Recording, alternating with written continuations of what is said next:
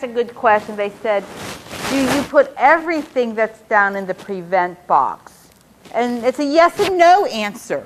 Sometimes we do. If the team says every one of these things sets it off really reliably, then we're going to want to include them. We will categorize them so they kind of make sense. Similar things go together so that maybe we can eliminate a few things to make your hypothesis shorter. Or we may have like little bullet points or A, B, and C for these different conditions. Or we may, as a team, decide, it's only these two things that are the more important things we want to concentrate on. So that's a depends kind of answer. So here's the when. This is what the team agreed upon. When Paris is working on independent and or non-preferred tasks, when transitioning to something she doesn't like, and when involved in large or small group teacher-led instruction. And that setting event. Remember, there was a setting event. She loses sleep. And part of the reason is Paris did come from a family that was very, not unusual, just dysfunctional. She was living with her grandmother. Her father had been incarcerated. Her biological mother had kind of left the family when her father got incarcerated and just left. And she has an older brother. So grandma's raising them. And grandma doesn't have structure.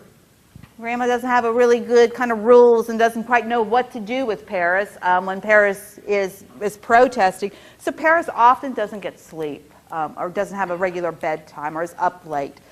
So we want to make sure that's addressed because we may want to do a setting event intervention for when tired. Paris will call out, the real hypothesis, I gave you a short one because we just concentrated call outs, but they also had these other behaviors they were concerned about, the becoming disengaged, not being engaged, doesn't complete her work, she rushes through her task. So basically calls out, and as a result, they thought primarily it was for attention, that she got attention from others. And I heard somebody describe her as very hungry for attention, and yes, she was. Oh my gosh, if you went in and were nice to her at all, you were her BFF forever. And I became her BFF after a while because I taught her intervention and came in and coached, and after that I could no longer take data because I was her friend, and I became a reinforcer for her after a while as well. Like she could do something with me after she raised her hand so many times. But she was very much loved attention. But also they said the other function they thought, that especially that rushing through the task one, is they thought that this allowed her to end something she didn't like so she could get access to something she did like. So she could avoid or get rid of that task to get something better. Now the appropriate behavior, all I did was take the same stuff and just change the behavior. The student will raise her hand for attention, be engaged, and complete work. That's what they wanted to teach her. So somebody tell me, was this pretty close to what you put down? Because it wasn't really a sneaky task. It was just take what we have in prevent and put it here. Now you may have worded it differently. You may have ordered it a different way. That's okay. And if you were with a real team where you knew the child better and the team was giving you more information, you would definitely organize it a different way. But you don't know Paris. You've seen two very brief clips of her. You're not an expert on Paris, so you would know with this team which ones may be the most important. But that's all it basically is we always do the when. Now, in traditional behavior analysis, they mainly are concerned about the function. And that's typically what we see sometimes. What is the function of the behavior and the functional behavior assessments? And then when they develop the intervention plan, their prevent strategies, if they include them, may not necessarily link back to what the FBA said were the consequences, not the consequences, the triggers or the environmental events that predicted it. So we always want to put the when piece because this is where we're going to start modifying these whens to prevent the behavior from happening. So prevent strategies come from these and to address these. This is going to be our teach strategy. We're going to teach this instead of this. And this is going to be our reinforcement. She's going to get attention and or escape. Now she can have additional reinforcers. I know Terry Scott has come before. He now calls those artificial reinforcers. If you think that the escape or the attention will not do it, you can add artificial reinforcers. But we always insist upon we do need to figure out how to get the same outcome, attention or escape, but now for appropriate behavior. Behavior we're going to teach the skill. Any questions of that hypothesis before we go into now our menu of reinforcement, our menu of interventions? Is that how you guys already write your hypotheses? So maybe this was real easy. Yeah, no, huh? Mixed? Yeah, yes. Perfect. Of course, you guys have a good system, so you're doing things the way.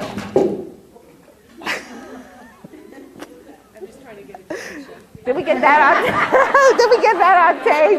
I just love this. It's just like all of a sudden their table's falling apart. Well, you know, it's kind of like when you watch the Learning Channel or Home and Garden TV and they're doing kind of remodeling. They just decide they didn't need the little front of us. It's interesting. You were using it as a footrest, or? Okay. Well, always something interesting here. So how does a team select the interventions? Is something else falling apart? Is this like time to do this at a certain time? Because this is how you keep them awake in the afternoon. Start having everything fall apart.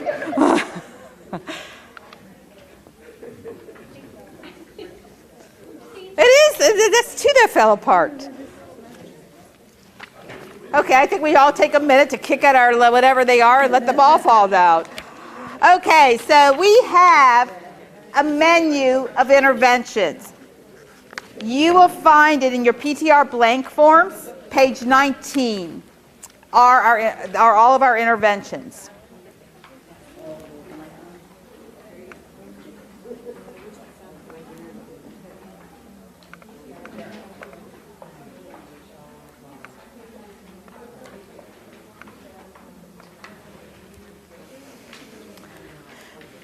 So what we have the team do is they read up on these interventions, we hope, and each person rank orders interventions. Now where the rank ordering really is most important is actually in the prevent section, because there are a lot of strategies that can apply to lots of different antecedent events. Like, for example, providing choices. Providing choices are really good for those situations in which maybe you're giving them a demand to do something they don't like to do, or when they're transitioning from something they like to something they don't like. Choice making is a great strategy for those. Transition supports work well, as it says, for transitions. Environmental supports can be for anything where they're not sure of their schedule, it's a change thing that makes them nervous. Something needs to be modified, like checklists or something that lets them know what they're supposed to be doing, this visual checklist. So we can go on and on. A lot of these prevent strategies can cut across many of the whens in our hypotheses. So what the team does is each member is supposed to rank order 2 to 4 interventions in the prevent column. And what we do is we tally up the votes, like American Idol or Dancing with the Stars. And the facilitator also makes sure that what got selected and got the highest vote does match the hypothesis. Now let's say, for example, the highest vote getter was transition supports. But in your when and your hypothesis, nothing was mentioned about a transition. Okay, what we would do in that case, and that will happen, and that did happen often, because we would ask the teacher first, or the team, we would say, okay, so tell me, you know, you chose transition supports. Everybody seems to really like that intervention and wants to try it. Tell me a little bit about how that will work and prevent the behavior happening when maybe he's doing writing. So tell me just a little bit, if the hypothesis said, when doing a non-preferred task such as writing, then the student does the behavior. So we ask that. We don't say transition supports doesn't match the hypothesis, throw it out. You know, that's going to make them mad at you. You don't want them mad. So you just ask them, but tell me what you're thinking. Most of the time what teachers will say is they just read it, they thought it sounded good, they wanted to try it. This is how typically people do interventions is, oh, we just know how to do this, we're just going to try it. So then we can say, well, so what parts of that did you like? Maybe we can incorporate some of those features into an intervention that'll work for this condition or context. And then we somehow, however, we shape it. It may actually become one of these other ones. An environmental support often may become a providing choices. But it's kind of like whoever is coaching or facilitating the team, you have to combine your art and science. You know the science really well. You got to figure out a way to bring everybody else on board and recalculate their little route so that they're not going to get upset with you and still be very willing to try the interventions that they actually are selecting, but you're helping them shape them. So once they check, they get those. Now under replacement behavior, it's kind of a misconception that they're selecting it because they're really not. Those two asterisks means that they have to teach their replacement behavior. They have to have that. But they could select additional skills that they think really need to be taught as well as ways to teach it. So for example, maybe they're going to teach it through a self-management plan, how to ask for help. Or maybe they also said, well, you know, he has to ask for help, or she has to ask for help, but one of the things that before we can teach her to ask for help, she has to know when it's something she can do and when it's something she can't do, or at the point when she needs to ask for help. So maybe we also have to teach some problem-solving strategies. And then again, we do the reinforce. Now the reinforce, they rank order 2 to 4, but they have to select, they must reinforce the replacement behavior. The other thing we always try to address, even if they don't check it, is we try to talk about how are they going to respond now to the problem behavior if it happens so that it no longer gets reinforced. So if before for Mike, when he did his screaming, are we going to continue to verbally redirect 10, 15 times? No, we're going to do something else. If we think that he's doing this for attention, all of that verbal redirect's getting him attention. He no longer will get attention for screaming. He will get attention for using his new behavior. When he screams, we're going to have to figure out how to do minimal attention, minimal verbiage. If it was for escape, it'd be the same thing. We can no longer do the think chair or do verbal stuff that delays him from getting started. We have to do something else. So all of our plans try to address that even if they don't select it, because it will happen. Sometimes the problem behaviors will still occur, and you will see in Mike's videotape that it does happen before they finally get the intervention started. Any questions about this checklist? In our book, it's chapter 5, we do have citations for research and articles that have used these types of interventions to get you some of that evidence-based literature if you need that. But people like selecting it. Now, and if you can't do it for homework, if you're doing it with a team, sometimes you just turn it around and ask them to vote and turn in their little sticky notes or give you their forms, and then you tally it up and you show everybody this is what it seems that people voted for. And the other thing is we want to make sure that if we know the teacher, the main implementer, or if the paraeducator is going to implement it, we want to know which ones they selected to make sure in case there's a bigger team and the vote goes for something the teacher didn't select as number 1, we want to make sure first the teacher's okay with that. If the teacher's not okay, if the team is okay by switching it to the teacher number 1 intervention. Yes? How many did you say are chosen in each class? We had tell people, and then we have the directions in front of it, 2 to 4. And the column teach and the column reinforce, they must select the ones that have stars, replacement behavior and the reinforced behavior. And in our project, it was important to know the difference between whether it was a functional equivalence or incompatible behavior. For your purposes, or for real life purposes, it doesn't matter. You can even take out functional or desire or pro-social and just put a blank there. And they write in what they're going to teach the student to do instead, which should be somewhat related to their functional behavior assessment information, the behavior rating scale. Okay, so I do have to tell you that when we did some qualitative stuff with teachers, interviewed them and asked them what they really liked about this, they liked the behavior rating scale. That was one thing they told us. They also liked the fact that they got to select interventions. Even if we kind of, shaped it up a little so it no longer kind of was the same intervention they selected, they liked that because what we do is once they select the interventions, we're not finished. Now we have we have a long day or a long meeting, and sometimes it has to be broken up in 2 meetings because we develop a very detailed intervention plan. What we do is we ask the teacher, okay, you chose choices. How are you going to do that in your classroom? We get them to describe when will this be done. So if it's when we present someone with a writing task, it's non-preferred, are you going to do the choice right when you give them the writing task, right before the writing task, or right after the writing task? We write it down. What are the choices we're going to give them? And we go through all the different kinds of choices, the options that there are. Let's write them down.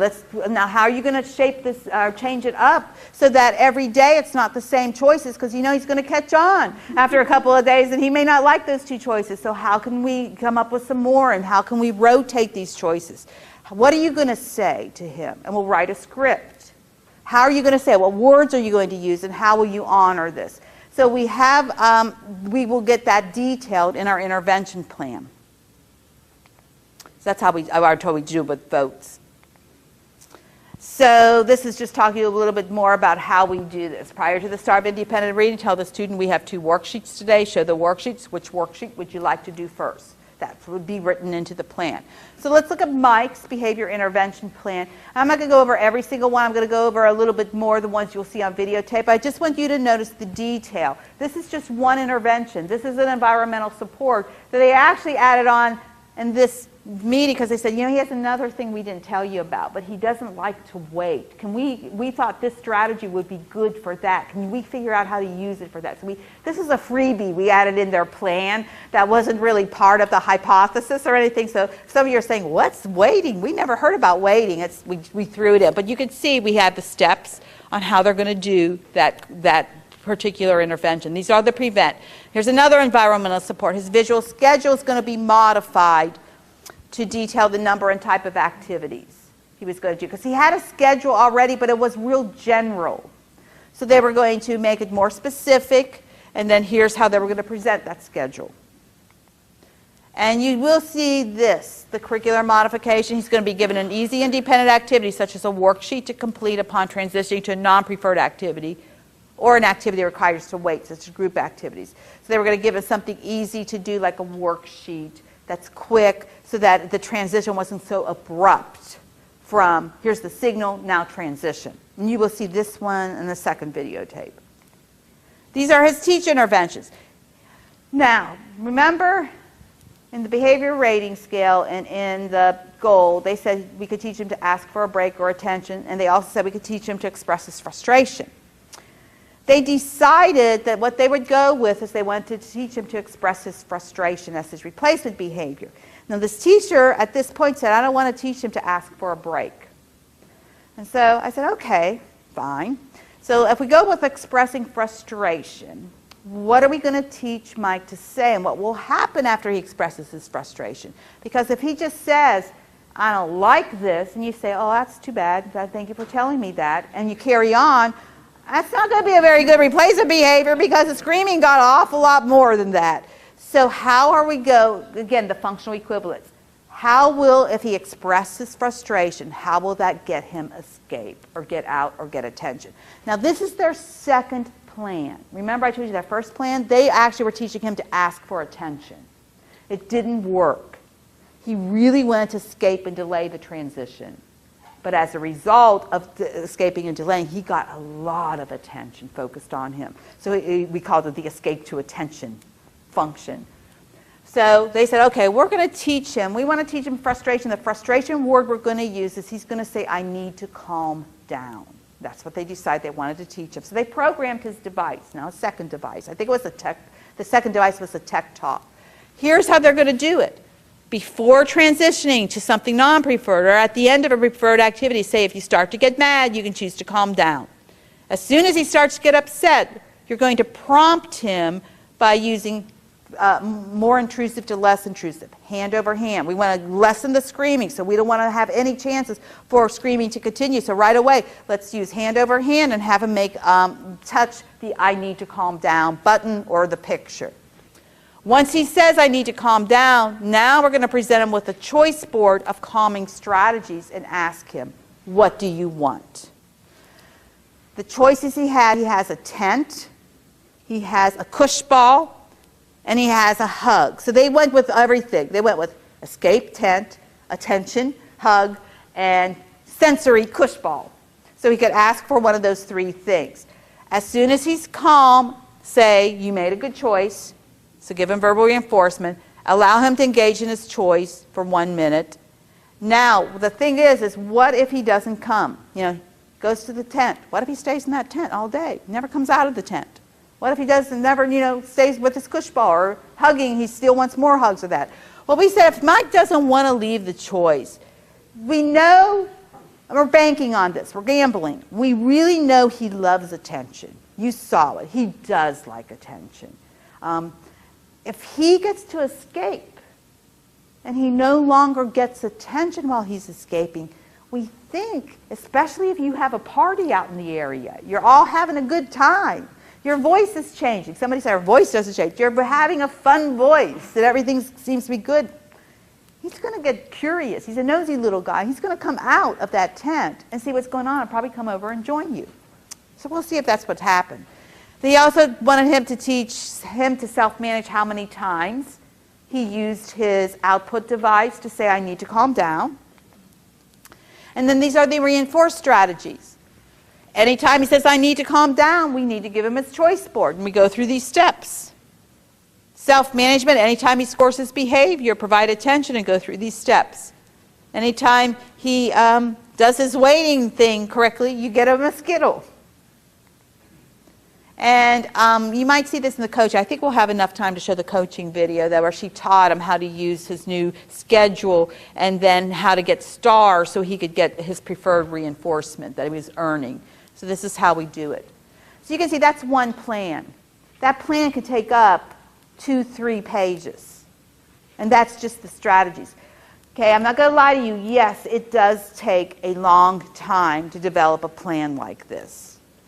However, our thoughts are the payoff is you get an intervention that can be implemented with fidelity and you're able to problem solve when an intervention doesn't work because the teacher is actually implementing the intervention in the way it was described because that teacher was the one who described how it was going to work in her classroom. It's not you telling her, do it this way.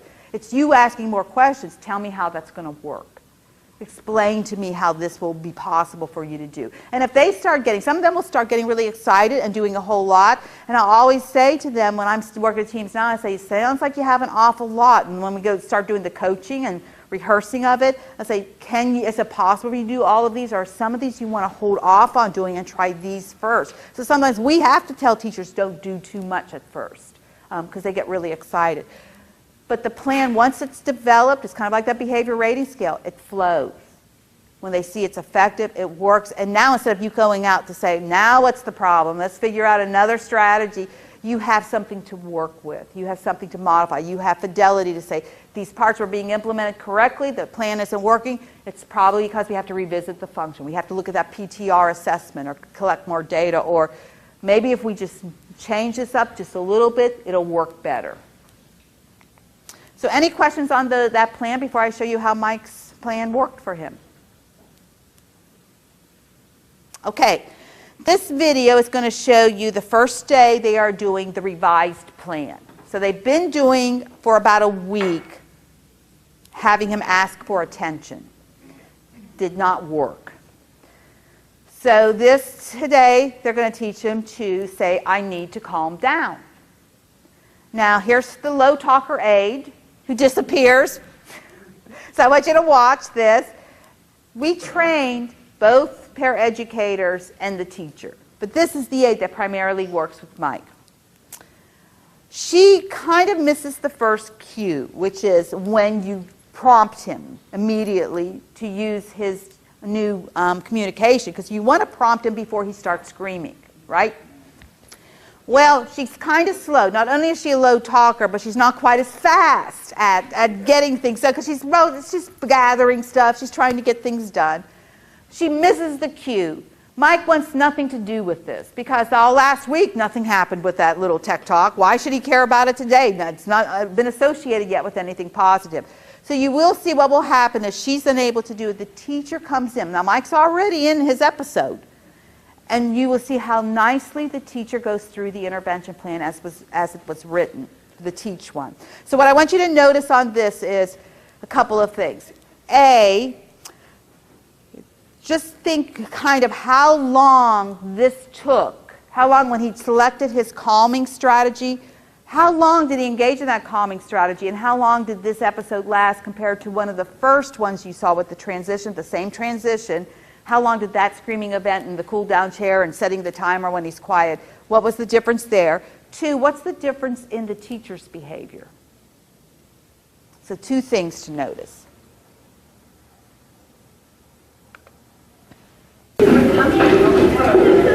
That's it, first day of the new intervention. He caught on, and now that's when we knew, okay, we got it. It is escape. He just needs a brief delay of the transition, get himself together, and now nothing's happening while he's escaping. He can stay in that tent. Did you notice her voice? How she was talking while he was in the tent? It was all of a sudden, now you stole the rest of that test, didn't you? So she already started making it like a party. And he came out probably in how many seconds? 4, 5, 6, 7? So you have to wait the full minute. And that's basically, when you have the right intervention, that's how it works. It works like that, so nice and smooth. And I like showing in a way that often we were taught that if they're already engaging in that problem behavior, you don't do the replacement behavior, because then that'll teach them to scream first, and then you do the replacement behavior. I don't think that's true, because that's not what happened with Mike. He finally figured out from then on that, you're going to see another videotape, is that this thing actually, this little device here, this is pretty cool. So it's not that I have to scream first, but they show me this device, and now I associated that it actually is something that gets me something I like, which we all know is the power of communication. Questions about that intervention? Now, we had coached the teacher to do this before, as well as the paraeducator. So we're going to go over coaching after this to show you how we coach people. So they rehearse and role play, and then we have them try it out with the student. So this is, you're going to see the curricular modification here. This is where in between the transition, they're going to give him something easy and fairly quick to do to kind of ease the blunt of those transitions. So he can kind of, almost a way to delay it, but delay it with something he likes to do. So he's transitioning to, they do a review of how well they followed the rules of the classroom and did they earn their smiley faces. And so you're going to see that this is the same day, and he's going to do that little squeal. And you heard the little squeal at the very end. That wasn't counted as screaming yet. In their definition, those little quick little squeals were really good days. If you only did 1 or 2 of those, that would be a perfect day. So you're going to hear that, and you're going to see the teachers right on the spot giving him his tech talk and saying, do you need something? And he makes his choice. So they're all learning how to do this much more quickly. Okay, so there's that curricular modification, what they call curricular modification. Again, all in the same day. So things now, we're preventing him from getting in those screaming episodes so they can now transition and move on. Any questions? Yes? Do you talk to the parents at all and find out what they do at home and maybe help them if there's behaviors that are similar at home? We do now when it's not a research project. Originally in our research project we had a family component, but after we were told what evaluations and data we had to collect, they were all school-based, we had to drop a lot of our family piece. So some of our teams had family participation and some had it inconsistent. But our research project, we didn't do anything for the home situation. But that would be, now though it's not research anymore, we can do what we, kind of how we need to do it. Yeah, you would definitely want to do that. If the families are involved, and in most cases, places I'm training, families are pretty involved. They're involved in, they come to the meetings and actually make selections and stuff, and those meetings really go on a long time then.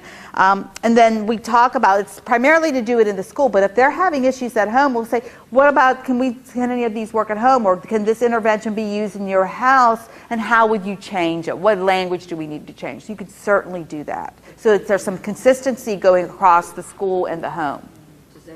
Do you take the device home? That device would go home, yeah. Because usually, I don't know how it is in Illinois, but I thought that if you have written into his IEP and it's used for communication, that you don't stop communication at school and then he has no communication. It goes back and forth. Well, that's how it should be done.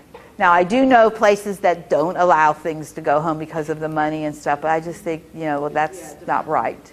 Yeah, yeah. Well, that one was the cheap one, the Tech Talk, which actually I think worked better for him. For building up to a more sophisticated device, he needed just to learn how to communicate and get it associated with positives, and then it may be easier to teach him something more complex, like the Dynavox, and going through all those different layers and those different squares. Any other questions? Okay, so now what I want you to do is another little activity, keep you awake, keep you thinking. Remember your hypothesis you made for Paris.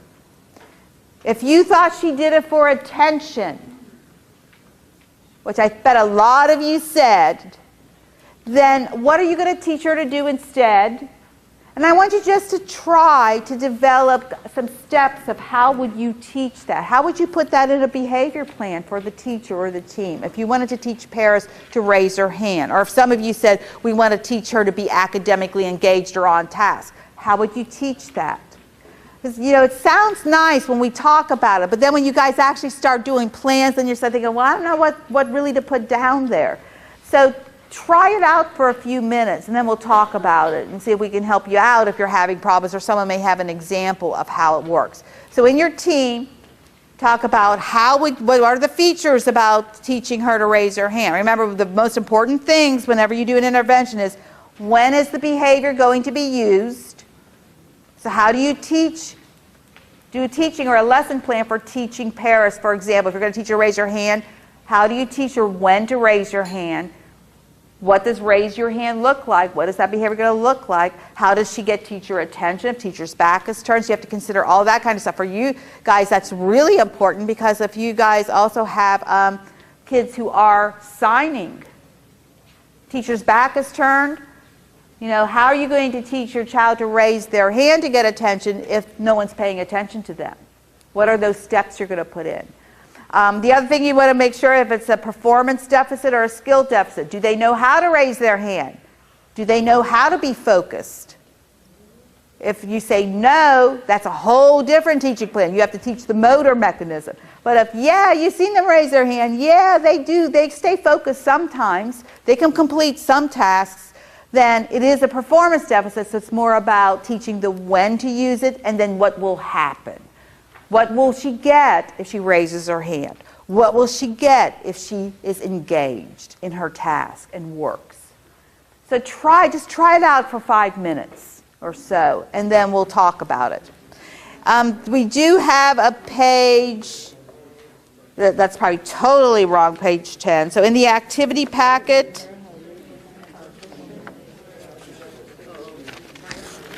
it comes on the page after the hypothesis. It's page 21 in the packet that has the dots and the squares.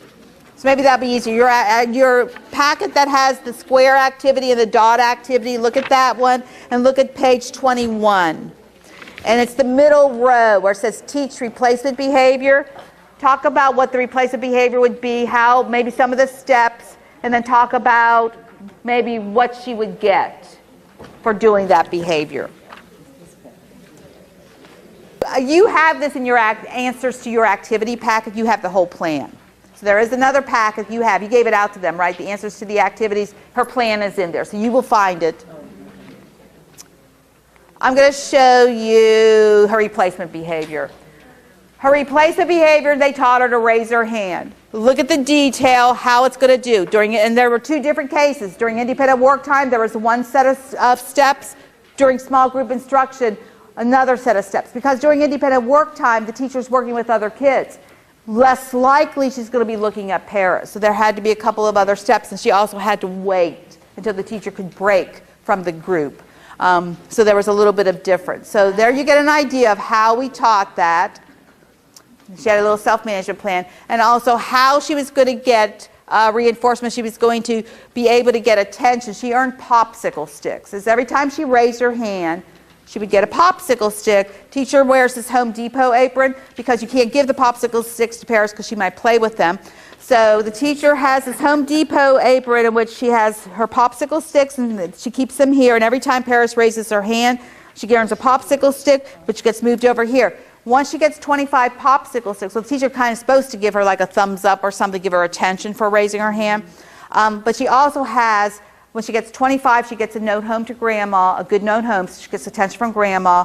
That's for appropriate behavior because grandma never gets that. She also gets, there's kind of a modified group contingency. Once she gets 25 hand raises, the whole class earns extra free time. And they thank Paris because Paris wants peer attention. So that's how they got her all the attention. So you will see the written plan in your answers to activity packet. It's somewhere. We'll have to make sure you have it because I know I said it and I think I saw it in my stuff that you gave me. So let's see how the raising hand works. I'm going to show you just a few seconds of this. Again, first day they did it because we always went in the first day of the plan implementation, and you will see teacher is doing a math lesson or a reading lesson in the back. Paris is one of 3 or 4 kids who's back there. You will see that Paris forgets at first about raising her hand, and they're in the plan. The teacher is, how do you respond when Paris doesn't raise her hand and calls out again? She holds up the popsicle stick to cue her, and she's not supposed to say much, but she does talk in this one. She didn't quite do that quite right, but it worked. So let's look at Paris raising her hand. The end of the first morning, I think. Whoops. Doesn't she just keep raising popsicle sticks? Well, I mean, like, that's okay because we want her to raise her hand more. We can really shape it up. If she raises her hand too many times, then we start cutting the popsicle sticks in half. So she has to get, she has to raise her hand more to earn one whole popsicle stick or to get her 25. So we can start fading and shaping. So I would think that's all she do. Okay, and then just keep going like this, like with nothing relevant. And then we would definitely, if that would have happened, we would definitely go back to reteach her. This is when you will earn popsicle sticks. When you raise your hand, it has to be related to the topic. And then we would teach, if it's not related to the topic, are you going to get your popsicle stick? No. So yeah, there's a whole part of the piece, the coaching piece, which is how we teach not only the teacher and the team, but we teach Paris too. There you go. Okay, I'm going to show you this video here, and this will be the last video because we're going to run out of time. But this video is going to show the group contingency where they're counting the popsicle sticks to see if Paris has earned enough to earn the class outside time. And the teacher does a really good job with this. Oops. Whoa. Okay, so she's going to put cones. Well, what they did is they had a theme, a work construction theme going on. And so how they're going to represent how many times she raised her hand for the whole class was every 5 popsicle sticks she earned would be an orange construction cone. That's a magnetic cone that's put on the whiteboard. And so the kids could keep track and Paris could keep track of their progress toward earning outside time. And when she did it, we also wrote in the plan, you'll see when she doesn't do it, that we don't make a big deal of it either. It's just, tomorrow you only have to raise your hand 2 more times and then we'll be able to get outside time that day. So they were rollover minutes. They counted and rolled over to the next day because you want her to be successful. So I'm going to quickly go over, I'm sorry I didn't leave enough time for all of this, the coaching. We do teach the teacher how to do the plan. So what we do is we take that big plan that I showed you for Mike, for example. Remember, it was several pages. We break it down. Each intervention strategy is broken down into its core components. This is just a sample of this coaching list. This is just the schedule one that was taught, and we broke it down to the 3 primary components. The teaching how to use the dynamite prior to transition, providing the choice board, honoring the choice, and how that we made sure we reinforced it. Verbally or gestured, acknowledge ASAP, allowed to cool off for 1 minute. We go over the plan with the teacher. We usually give them this to have, because it's not a test or a quiz of memory. It's let's practice. First, I usually have them discuss it. Describe to me how you're going to do this. Talk to me. And then I say, let's role play. It's the next step we'll usually do is pretend I'm Mike. If there's only a teacher there, if there's a teacher and a para, one of you pretend you're Mike, one of you be the teacher doing the plan. And we go through it until they show they're comfortable with it. You can get a little score here. You can also use it for Fidelity. We won't have time for that, so sorry. We also teach the student the plan. So I usually ask the teacher, do you want me to teach? Do you want to teach a student? For the kids who don't do well with unfamiliar people, like a lot of kids with autism, it has to sometimes be the teacher or the paraeducator.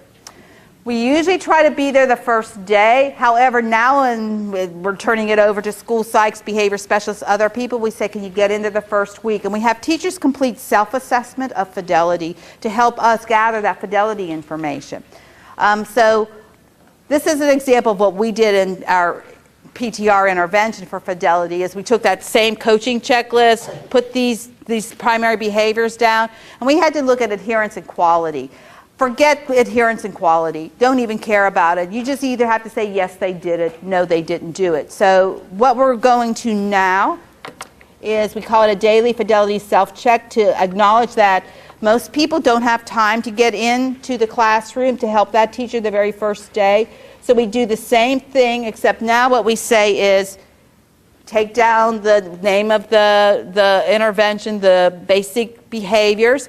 The teacher can either self-assess and say, yes, I did it, no, I didn't. And then she can also, or he can also say, what impact did this strategy have on behavior change? Was it good?